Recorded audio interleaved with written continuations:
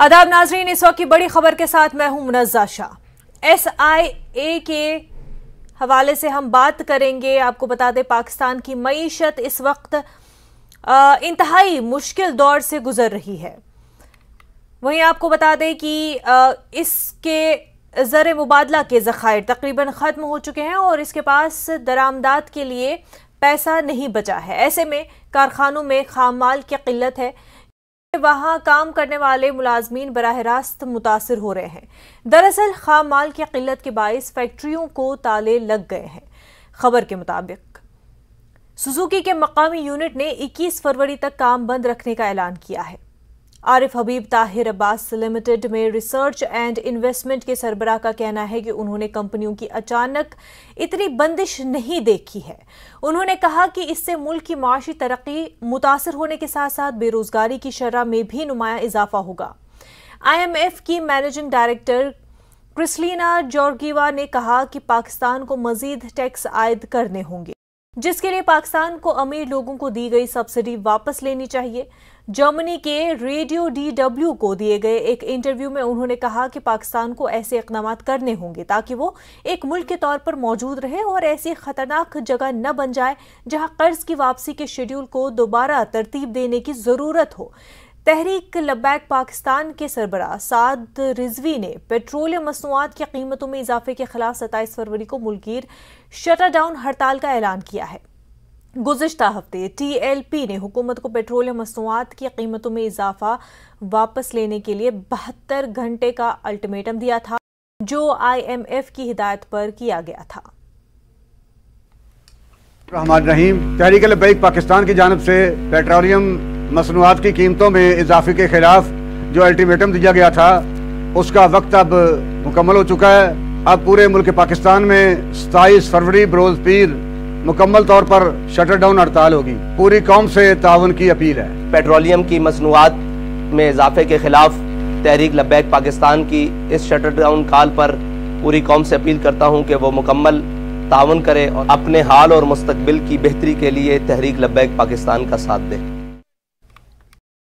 तो आपको बता दें कि पाकिस्तान की जो अभी मईशत की हालत है वो बेहद ख़राब है और जिस तरह से पहले भी वहाँ से भी बल्कि पाकिस्तान से ही आवाज़ें भी आई हैं कि मुल्क बैंकरप्ट हो चुका है, पाकिस्तान बैंकरप्ट हो चुका है। हालांकि कुछ पॉलिटिकल लीडरान पाकिस्तान के कह रहे हैं कि ये पॉलिटिकल बयानबाजी हो रही है, लेकिन सच ये है कि पाकिस्तान की हालत वाकई इंतहाई ख़राब है। और ऐसे में सिर्फ इकनॉमिक क्राइसिस पाकिस्तान में नहीं चल रहे हैं बल्कि पॉलिटिकल क्राइसिस भी चल रहे हैं, जहाँ इस वक्त एकजुट सबको होना चाहिए था।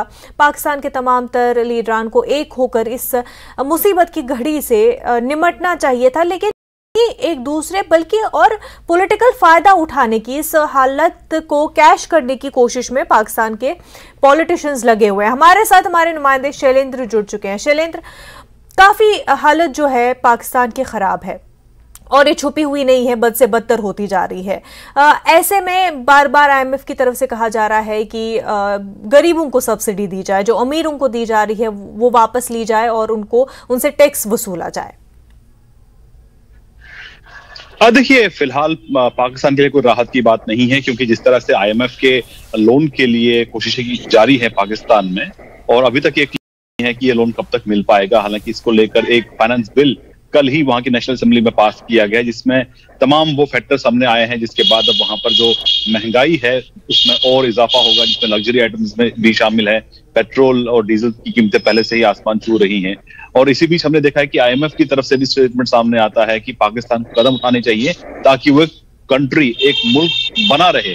और ऐसे में कुछ ठोस कदम पाकिस्तान उठाने होंगे और जो सब्सिडीज दी जा रही हैं वो अमीरों को ना देकर के गरीबों को दी जानी चाहिए ताकि गरीबों को राहत मिले। और ये अपने आप में एक बड़ा सिग्नल है कि IMF भी इतनी आसानी से पाकिस्तान को लोन देने की फिलहाल मूड में नहीं नजर आता। तो ऐसे में फिलहाल कदम तो उठाए जा रहे हैं, लेकिन इसी बीच कुछ ऐसी आवाजें भी उठ रही हैं पाकिस्तान से, जैसे तहरीक लब्बैक जो है वहां पर जो एक रेडिकल आउटफिट है वो लगातार वहां पर अब धमकियां देना उन्होंने शुरू कर दिया है और कहा गया है कि पूरे पाकिस्तान में शटर डाउन हड़ताल होगी 27 फरवरी यानी सोमवार को। तो जाहिर तौर पर पाकिस्तान की जो सिविलियन गवर्नमेंट है उनके लिए फिलहाल मुश्किलें कम होती नजर नहीं आ रही। एक तरफ जहां जो रिजर्व्स हैं वो 2.9 बिलियन डॉलर्स तक पहुंच चुके हैं, 3 बिलियन डॉलर से भी नीचे जा चुका है ये आंकड़ा। तो ऐसे में किस तरह से ये वापस रिकवर कर पाएंगे, तो ये भी बताया जा रहा है कि जो रिजर्व्स हैं वो अगले सिर्फ 15 से 16 दिन ही वो टिक पाएगा। इंपोर्ट कराने के बाद बहुत ज्यादा क्राइसिस हो सकती है पाकिस्तान के अंदर। बिल्कुल, बहुत क्राइसिस देखने को मिलेंगे, ऐसे में आम लोगों को बहुत मुश्किल होगी। पर जिस तरह से अब जो जैसे कि तहरीके लब्बैक जैसी तंजीमें हैं वो इस तरह के कॉल दे रहे हैं कि शटडाउन किया जाए, ऐसे में सिविलियन डिस्ट्रप्शन का भी खतरा बढ़ जाता है।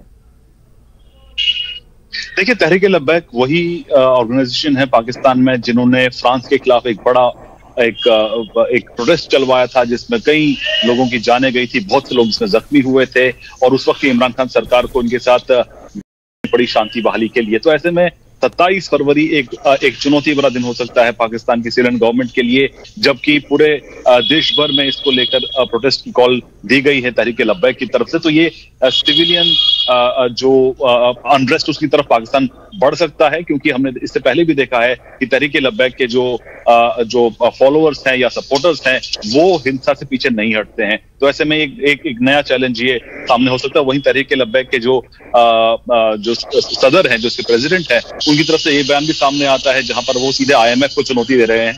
और उन्होंने एक हाल ही में उनके वीडियो में सामने आया है जहां पर वो कह रहे हैं कि IMF ना करे कि पाकिस्तान उनको इंटरेस्ट या सूद वापस करेगा, और जो असल है वो भी तब वापस करेगा जब पाकिस्तान के पास पैसे होंगे। तो कहीं ना कहीं इस तरह की आवाजें, जो रेडिकल आवाजें हैं पाकिस्तान में लगातार, वो भी सामने आ रही है। लेकिन जाहिर तौर पर ये वक्त पाकिस्तान के लिए बहुत मुश्किल का है, क्योंकि जिस तरह के लोन्स की कंडीशंस रखी गई हैं उसके बाद IMF चीफ का स्टेटमेंट सामने आना कि पाकिस्तान को अपना रिस्ट्रक्चर करना पड़ेगा और वो एक मुल्क के तौर पर काम करता रहे, ये बहुत जरूरी है। और उम्मीद करते हैं कि ऐसे हालात दोबारा नहीं आएंगे कि पाकिस्तान को इस तरह से फिर एक बार लोन लेना पड़े। और हमने इसी बीच ये भी देखा है कि पाकिस्तान के जो डिफेंस मिनिस्टर, पाकिस्तान के जो फॉरेन मिनिस्टर है, उनकी तरफ से किस तरह के स्टेटमेंट सामने आए हैं जहां पर उन्होंने साफ तौर पर किया है कि वो जो है लोन के लिए बहुत लगातार कोशिश कर रहे हैं। हालांकि डिफेंस मिनिस्टर ने यहां तक कह दिया था कि पाकिस्तान जो है वो एक दिवालिया मुल्क घोषित हो चुका है। हालांकि इसको लेकर फिलहाल अभी लगातार कोशिश जारी है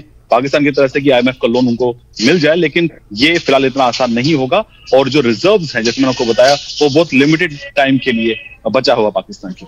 शैलेंद्र, एक तरफ पाकिस्तान ये कोशिश कर रहा है कि लोन मिल जाए, लेकिन दूसरी तरफ ऐसी रेडिकल तंजीमें जो बयान दे रहे हैं, लगातार इस तरह के बयान दे रहे हैं, इंटरेस्ट नहीं दिया जाएगा या पैसे तभी वापस किए जाएंगे। एक तो ऐसी सिचुएशन बनी है जहां पर तैयार भी नहीं है, अभी रेडी भी नहीं हुए हैं लोन देने के लिए, उस पर इस तरह के भी बयान आते हैं। तो ऐसे में कहीं ना कहीं ये जो आप अंदरूनी ही ऐसी आवाजें हैं, ये और भी ज्यादा अपने ही मुल्क को मुश्किल में डालने वाली चीजें कर रही हैं। हाँ, देखिए, जाहिर तौर पर इस तरह की जो रेडिकल आवाजें पाकिस्तान में उठती रही हैं समय समय पर, और सीधे तौर पे चैलेंज किया जाता है इंटरनेशनल कम्युनिटी को। और हमने ये भी देखा है कि साद रिजवी का ही एक बयान आपसे कुछ दिन पहले आया था जहां पे उन्होंने कहा था कि आप अलग अलग मुल्कों से आपको लोन मांगने की जरूरत नहीं है, एक हाथ में कुरान रखिए और दूसरे हाथ में न्यूक्लियर बॉम्ब का बक्सा रखिए और धमकाइए तमाम मुल्कों को इस तरह का लोन दे। वहीं दूसरी तरफ एक और मौलवी का बयान आता है जहां पर वो कहते हैं कि सभी इस्लामिक कंट्रीज को मिलकर कमेटी डालनी चाहिए, पाकिस्तान में चिट फंड का सिस्टम क्रिएट करना चाहिए और उससे आपका उसके इस तरह के जो इकोनॉमी को बचाने के जो इस तरह के आइडियाज हैं वहां के मौलवी फिलहाल दे रहे हैं। लेकिन असल बात यह है कि पाकिस्तान की जो आम जनता है वो इस वक्त त्रस्त है, क्योंकि उनके पास महंगाई से निपटने के अलावा और कोई चारा नहीं है। और जो कुछ भी बोझ बना है इस नए मिनी बजट के बाद और फाइनेंस बिल के बाद, उसका सीधा असर पाकिस्तान की आम जो अवाम है, आम लोगों पर इसका होने वाला है असर। क्योंकि हमने देखा कि पिछले कुछ दिनों के अंदर पेट्रोल की कीमतों का इजाफा हुआ है, डीजल की कीमतों में इजाफा हुआ, तो इसका सीधा जो इम्पैक्ट है वो वहां की इकोनॉमी पे होगा, वहां की इन्फ्लेशन पे होगा। हमने ये भी देखा है कि inflation rate week by week Pakistan में लगातार बढ़ती नजर आ रही है। और जो जरूरत की जो चीजें होती हैं रोजमर्रा की, जिसमें जो ये रहता है, जो रोजमर्रा की जो जरूरत की चीजें हैं, उसको लेकर भी पाकिस्तान में लगातार कोशिश।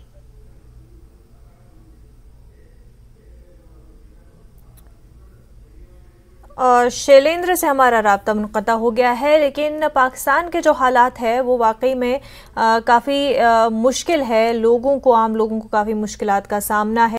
रोज़मर्रा की चीज़ें, दूध हो, आटा, बहुत ही ज़्यादा महंगी हो गई हैं और आम लोगों के लिए ये बेसिक चीज़ें लेना भी काफ़ी मुश्किल हो गया। पेट्रोलियम के दाम तो बढ़ ही गए हैं और ऐसे में कोशिश ये कर रहे हैं कि IMF से लोन लिया जाए, लेकिन वहीं IMF लोन तो नहीं देने को भी तैयार है, लेकिन कई तरह की स्ट्रेटजी बता रहे हैं कि उनको अपनी कंट्री को खुद ही बचाना होगा, एक कंट्री के तौर पर काम करना होगा और टैक्सेस जो है वो लेने होंगे। लेकिन इस बीच जो फैक्ट्रीज़ है, जो कारोबार है, वो भी ठप पड़ा हुआ है। आने वाले दिनों में पाकिस्तान के लिए बहुत मुश्किल खड़ी हो सकती है। लेकिन एक नेबरिंग कंट्री के तौर पर अगर बहुत ज़्यादा मुश्किलें खड़ी होती तो आसपास के जो हमसाया मुल्क हैं उनके लिए भी एक, चाहे हम सिक्योरिटी के हवाले से कहें, इंस्टेबिलिटी के हवाले से है, तशवीश पैदा हो जाती है। पाकिस्तान इस सिचुएशन को कैसे हैंडल कर सकता है वो भी तब जब उनके इंटरनल ही पॉलिटिकल इतने ज़्यादा चैलेंज भी चल रहे हैं, वो देखना होगा। लेकिन हालात काफ़ी ज़्यादा मुश्किल होते हुए पाकिस्तान के लिए। आगे बढ़ते हैं।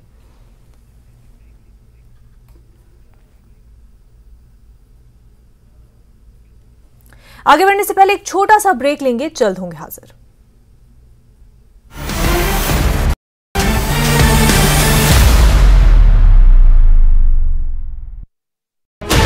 $16 channels, 15 languages, 26 states, 1,200 plus reporters, 67 plus crore viewers. India's largest news network, News 18 Network.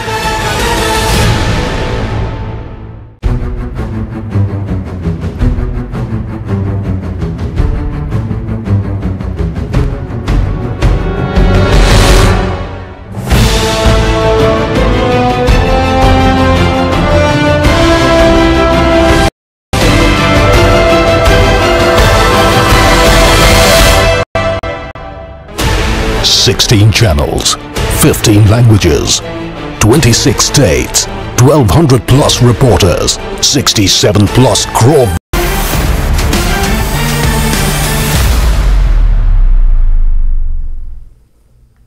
Break के बाद आपका खैर मकदम है। SIA ने जम्मू कश्मीर में कई मकामात पर कार्रवाई की है। नार्को दहशतगर्दी केस में छापे मारे जा रहे हैं। बारामुल्ला, अनंतनाग, पुलवामा, बडगाम और सोपोर में भी कई मकामात पर छापे मारे जा रहे हैं। बडगाम के नसरुल्लापुरा में भी छापे मारे हैं।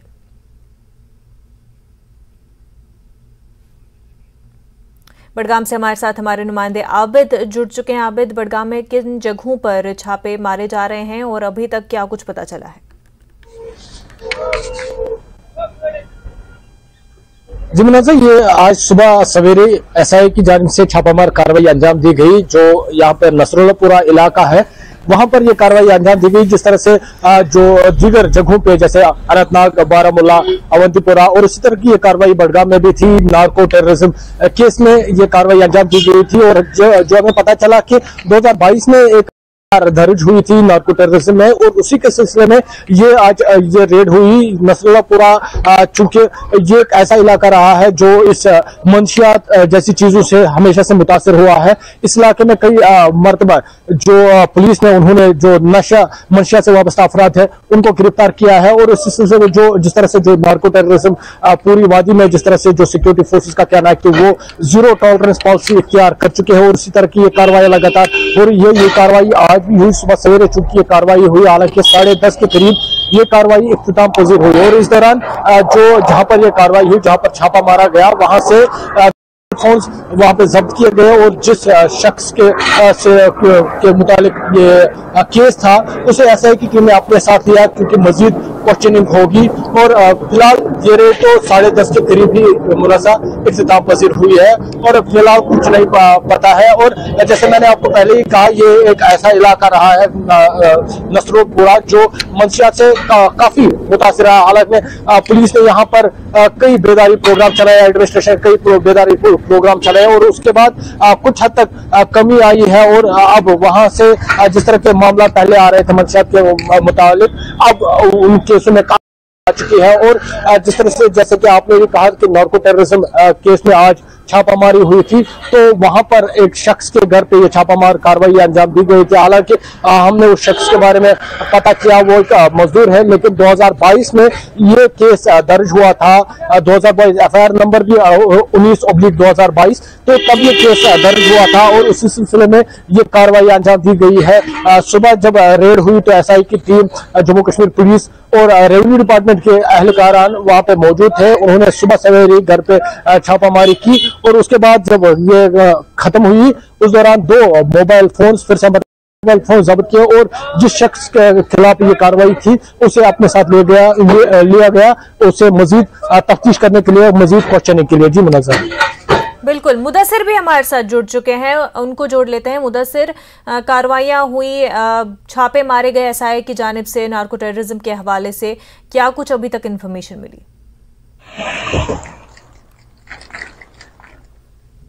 बिल्कुल, अगर साउथ कश्मीर की हम बात करेंगे, जिस तरह से मंजूर भी कह रहे थे कि 2 जगहों पर 2 मकामात पर ये रेड्स डाले गए, एक तो पुलवामा डिस्ट्रिक्ट में और अनंतनाग डिस्ट्रिक्ट में। और अनंतनाग डिस्ट्रिक्ट में अक्कड़ इलाका है जहां पर ये कार्रवाई अंजाम दी गई और सुबह सवेरे जो एसआई टीमें थी वो वहां पर पहुंच गई और उनके साथ जो मकामी पुलिस स्टेशन थे, मटन पुलिस स्टेशन जुरिडिक्शन में ये आता है, तो वो एहलकार थे और सीआरपीएफ भी इसमें जो है इश्तिराक कर रही थी। और उसके बाद ये रेड्स जो है लगभग 1-1.5 घंटा तक जारी रहे और जो तलाशी कार्रवाइयाँ थी वो अंजाम दी गई। और जो जराया है, हालांकि अभी तक कोई प्रेस रिलीज नहीं आया है एसआई के द्वारा, लेकिन ये जरूर सामने आया है कि कुछ इंक्रिमिनेटिंग मटेरियल, दस्तावेजात वगैरह वो वहां से बरामद किए गए हैं। और ये प्योरली, जिस तरह से हमने पहले भी कहा कि एफआईआर नंबर 19/2022, तो उस सिलसिले में जो नार्को टेररिज्म है, तो उन केसेस के रिलेटेड ये एफआईआर दर्ज की गई है जो है। तो उस हवाले से ये मल्टीपल रेड्स डाले गए, न सिर्फ अनंतनाग बल्कि पुलवामा, बारामुल्ला या फिर सोपोर की अगर हम बात करेंगे या बड़गा मजला की बात करेंगे, तो वहां पर ये मल्टीपल रेड्स जो है बैक टू बैक डाले गए। और फिलहाल अगर अनंतनाग की बात करेंगे तो यहाँ पर ये रेड्स जो है वो इख्ताम पजीर हो गए, वो खत्म हो गए हैं। और यही सामने आया है कि कुछ जो दस्तावेजात या फिर जो मवाद है, इनके काबिल एतराज मवाद, तो वो बरामद किया गया है। और जिस तरह से पुलिस ने शिकंजा कसा है, हम अगर साउथ कश्मीर की बात करेंगे तो पहले ही ये हॉट बेड ऑफ मिलिटेंसी तस्वुर किया गया है। साउथ कश्मीर जो मिलिटेंसी रिलेटेड एक्टिविटीज है तो वो काफी यहाँ पर दिख रही है। हालांकि जो माजी में जिस तरह से देखा जा रहा है उस हालात और में कदरे फर्क आ गया है, लेकिन जो लॉ एंड ऑर्डर सिचुएशन है वो कहीं ना कहीं डिटीरियोरेट हो रही है। तो ऐसे में जो नार्को टेररिज्म है उस पर शिकंजा कसा जा रहा है जम्मू कश्मीर पुलिस की तरफ से या स्टेट इंटेलिजेंस एजेंसी की तरफ से। और ये कहा जा रहा है कि ये बराह रास्त तौर पर जो नार्को टेररिज्म से जो पैसा आता है वो टेरर फंडिंग की जाती है, वो टेरर रिलेटेड या मिलिटेंसी रिलेटेड एक्टिविटीज जो है तो उसमें वो पैसा फिर जो है शामिल किया जाता है, जिसकी वजह से यहाँ पर अमन कानून की जो सूरत हाल है उसमें खलल डालने की कोशिश की जा रही है। और दूसरी जानिब जिस तरह से यहाँ के यूथ को भटकाया जाता है, जो कश्मीर की अगर हम बात करेंगे, पहले भी हमने कहा कि काफी संगीन नवियत अख्तियार कर चुकी है जो नारकोटिक्स की वबा है। हालांकि जिस तरह से पहले पहल देखा जा रहा था तो ये लीकर या फिर सिगरेट नोशी या चरस वगैरह तक ही महदूद था, लेकिन आज की जो ड्रग एडिक्शन देखा जा रहा है, हीरोइन, ब्राउन शुगर, वो यहाँ पर यूज हो रहा है, वो यहाँ पर इस्तेमाल हो रहा है और जिसमें भारी तादाद में यहाँ की नौजवान नस्ल जो है वो गिरफ्तार हो रही है। और इसकी जड़ का खात्मा करने के लिए या उन लोगों तक पहुंचने के लिए जो इस तरह का कारोबार जो है उसको अरूज देते हैं, नार्को टेररिज्म फैलाते हैं, तो उस पर पहुंचने के लिए, उनकी जड़ें खत्म करने के लिए जम्मू कश्मीर पुलिस इस तरह के रेड्स जो है वो डाल रही है। और आइंदा जिस तरह से जराए की अगर हम बात करेंगे, इस तरह के रेड्स जो है वो उसमें शिद्दत लाई जाएगी, मजीद उसमें जो है इजाफा होगा इन रेड्स में। कोशिश की जाएगी कि जो कश्मीर में जिस तरह की आज सूरत हाल पैदा हुई है, जो नारकोटिक्स रिलेटेड जो ट्रेड है उसको उरूज मिल रहा है, तो उस पर शिकंजा कसने के लिए जम्मू कश्मीर पुलिस जो है काफी हिकमत अमली अपना रही है। और इस हवाले से जो सिविल सोसाइटीज है उनसे ताउन तलब किया जा रहा है, चाहे रिलीजियस लीडर्स है या समाज के मुख्तलिफ तबकात के जो ज़िहस अफराद हैं जैसे वकला है या डॉक्टर्स है जो क्रीम ऑफ सोसाइटी तस्वुर किए जा रहे हैं, या आम लोगों की अगर हम बात करेंगे तो उनसे भी यही तलकीन की जा रही है लगातार कि वो सामने आ जाए और इस नार्को टेररिज्म के खिलाफ जो है उठ खड़ा हो जाए, ताकि यहाँ के समाज, यहाँ के इंटेलेक्ट को बचाया जाए, जो फ्यूचर इंटेलेक्ट है उसको बचाया जाए और जो यहाँ की कौम है, यहाँ की नौजवान नस्ल बचाया जाए। मुनज़्ज़र। बिल्कुल मुदस्सिर, और जो रिसर्च भी सामने, सर्वे भी सामने आया था रिसेंटली, जो कि पहले कहा जाता था कि पंजाब में सबसे ज़्यादा ड्रग अब्यूज़ होता है, और वादिम ने हालात इतने ख़राब हो गए हैं कि सर फहरिस्त आ गया है इस लिस्ट में भी, सर्वे में भी, तो हालात काफ़ी ज़्यादा संगीन है। आबिद हमारे साथ बने हुए हैं। आबिद, आपने बात की नसरुल्लापुरा में पहले से ही हालात इस हवाले से, ड्रग अब्यूज़ के हवाले से ख़राब रहे हैं, ऐसे में किस तरह से मतलब हालात यहाँ पर इतने बिगड़ जाते हैं कि कैसे स्मगल होते हैं ड्रग्स, और किस तरह से नौजवानों को गुमराह किया जाता है कि वो इस शिकंजे में फंस जाए, और फिर क्योंकि निकलने में इसमें इतने रिहैबिलिटेशन सेंटर्स हमारे पास बहुत सारे हैं, लेकिन बार बार हम देखते हैं कि अक्सर जो बच्चे रिहैबिलिटेशन सेंटर्स में पहुंचते भी या कोशिश भी करते हैं सबसे बाहर होने की, लेकिन कोलैप्स भी हो जाते हैं। तो ये क्या, किस तरह से ये पूरा नेटवर्क काम करता है? जी मुनज़्ज़र, जैसे कि आपको पता है जम्मू कश्मीर पुलिस हर अजला में कार्रवाई कर रही है। आए रोज जो मंशियात से वाबस्ता अफराद हैं उनको गिरफ्तार किया जाता है। उसके बाद जो मेन प्रॉब्लम आती है मुनज़्ज़र, अभी जो कश्मीर में हालांकि रिहैबिलिटेशन तो सेंटर्स तो बन रहे हैं, लेकिन जिस हिसाब से बनाने चाहिए था अभी उतने, हालांकि जो ये अफराद है इसमें मुलव्वस अफराद है उनको गिरफ्तार किया जाता है। हालांकि पुलिस ने बहुत जबरदस्त कार्रवाई की है और बहुत हद तक जैसे उनकी पॉलिसी रही है, चाहे टेररिज्म के रिलेटेड हो या नार्को टेररिज्म के रिलेटेड हो, उनकी पॉलिसी ये है कि जीरो टॉलरेंस, वो इसे जड़ से उखाड़ने के लिए काम कर रहे हैं। और लगातार चाहे NIA की जानिब से, SI की जानिब से जिस तरह की लगातार कार्रवाइयां हो रही है, मकसद यही है कि इस तरह के जो सरगर्मियां है, चाहे नार्को टेररिज्म है, चाहे टेररिज्म है, उसको खत्म किया जाए। यहाँ के नौजवान को इस जो मंशियात में जिस तरह से जो यहाँ के नौजवान फंसे हैं उनको इस वबा से निकाला जाए, ताकि उनको एक मेन स्ट्रीम में लाया जाए, वो अपने फ्यूचर के बारे में सोचे, वो अपने करियर के बारे में सोचे। और इस तरह की जो कार्रवाइयां लगातार हो रही है, जिस तरह से आपने कहा कि नसरुल्लापुरा ये एक ऐसा इलाका रहा है, जैसे मैंने पहले ही कहा कि एक ऐसा इलाका रहा है बडगाम में जो मंशियात से वाबस्ता चीजों से काफी मुतासिर हुआ है। कई बेदारी प्रोग्राम यहाँ पे चलाए गए, हालांकि अब कुछ हद तक इस इलाके में सुधार आया है। यहाँ पर अब जो सोसाइटी है वो सामने आई है। पहले क्या हम देखते थे, सोसाइटी का उतना सपोर्ट नहीं मिलता था, पुलिस कार्रवाई करते, लेकिन अब सोसाइटी आ रही है सामने। अब सोसाइटी भी अवेयर हो रहे हैं, अब लोग भी अवेयर हो रहे हैं, क्योंकि हमने देखा है कि अब्यूज़ और भी ज़्यादा बढ़ गया है, और ख़ासतौर से 2019 से अगर हम देखें, ड्रग अब्यूज़ बेहद ही तेज़ रफ्तार से बढ़ चुका है, कई गुना बढ़ चुका है, और ख़ासतौर से हीरोइन इंजेक्शन अब्यूज़ जो है वो बहुत ही ज़्यादा बढ़ गया है। इस वजह से सोसाइटी भी अब बेदार हो रही है, क्योंकि इतने बड़े पैमाने पे हो रहा है, तो सोसाइटी जो है जिसको हम कहते हैं कि ब्लाइंड आई नहीं अब कर सकती है, अपनी आंखें बंद नहीं कर सकती है, अब ये सामने है, सब कुछ अपने आंखों के सामने हो रहा है। तो इसमें पूरी हर एक कौम को, हर एक कम्युनिटी को, सोसाइटी को आगे बढ़ के ताउन करना होगा, अगर हम चाहते हैं कि हमारा यूथ जो है वो सही रास्ते पर जाए, उनका जो है वो रोशन हो। आबिद, मुदस्सिर, आप दोनों का बेहद शुक्रिया हमारे साथ बात करने के लिए।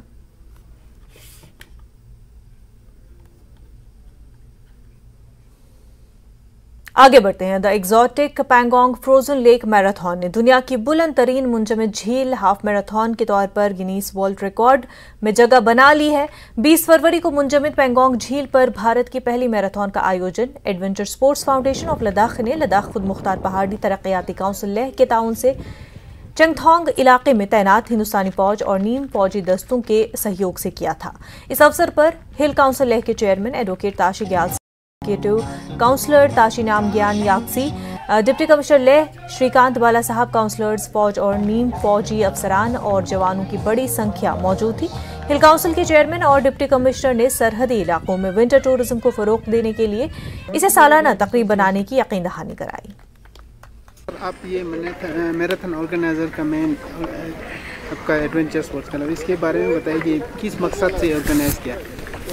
हमारा मकसद ये था कि विंटर टूरिज्म बढ़ाए पैंगोंग जैसे इलाके में, जहाँ समर्स में इतने टूरिस्ट आता है तो लोगों का आमदनी बढ़े, तो विंटर टूरिज्म हमने ध्यान में रख के किया। और मैराथन के थ्रू हम एक मैसेज देने की भी कोशिश कर रहे हैं, तो इसमें लिमिटेड पार्टिसिपेंट हम ले रहे हैं।